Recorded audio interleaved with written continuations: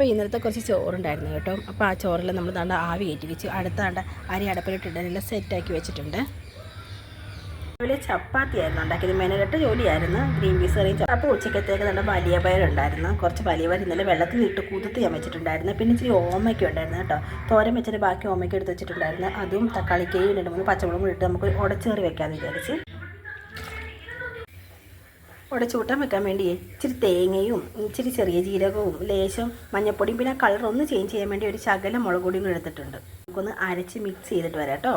പയറെല്ലാം വെന്തുടഞ്ഞ് ഓമയ്ക്കൊക്കെ വെന്തുടഞ്ഞ് നന്നായിട്ട് വന്നിട്ടുണ്ട് കേട്ടോ. ഇനി നമുക്ക് ഈ അരപ്പൊക്കെ എടുത്തിട്ടൊന്ന് മിക്സ് ചെയ്യാവേ. ഉപ്പൊക്കെ നോക്കിയിട്ടുണ്ടായിരുന്നു. അപ്പോൾ ഉപ്പൊന്നും പോരാ. നല്ല ഞാൻ തിക്കായിട്ടൊന്നുമല്ല എടുത്തത്. അത്യാവശ്യം ഇച്ചിരി ലൂസായിട്ട് നമുക്ക് ഒരു ഒഴിച്ച് കൂട്ടാൻ വെക്കുന്നത് പോലെയാണ് വെച്ചേക്കുന്നത് കേട്ടോ. കറിയൊക്കെ ഏകദേശം സെറ്റായി. അതിനകത്ത് ഇച്ചിരി കടുവൊക്കെ പൊട്ടിച്ച് താളിക്കുക കേട്ടോ.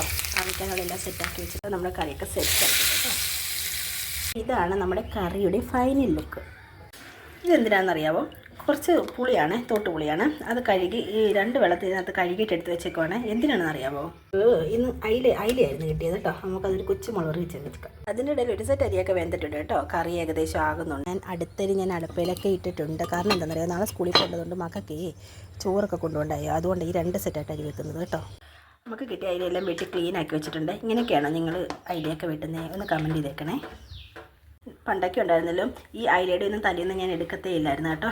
ഇപ്പം പക്ഷേ ഉണ്ടല്ലോ ഇതിൻ്റെയൊക്കെ വില ഓർത്തിട്ട് അയിലയുടെ തലയും കൂടെ എടുക്കണം, അല്ലാതെ പറ്റത്തില്ല. പിന്നെ ഇത്രയും വലിയ കഷ്ണമൊക്കെ വെച്ചേക്കുന്നത് വെച്ചാൽ എനിക്ക് മാത്രം സ്പെഷ്യലായിട്ടുള്ള എനിക്ക് ഈ അയിലയുടെ തലയൊക്കെ എനിക്കിപ്പം കൂട്ടി ഭയങ്കര ഇഷ്ടമായിട്ടുണ്ട്. നിങ്ങൾക്ക് ഇഷ്ടമാണെങ്കിൽ ഒന്ന് കമൻറ്റ് ചെയ്തേക്കണേ.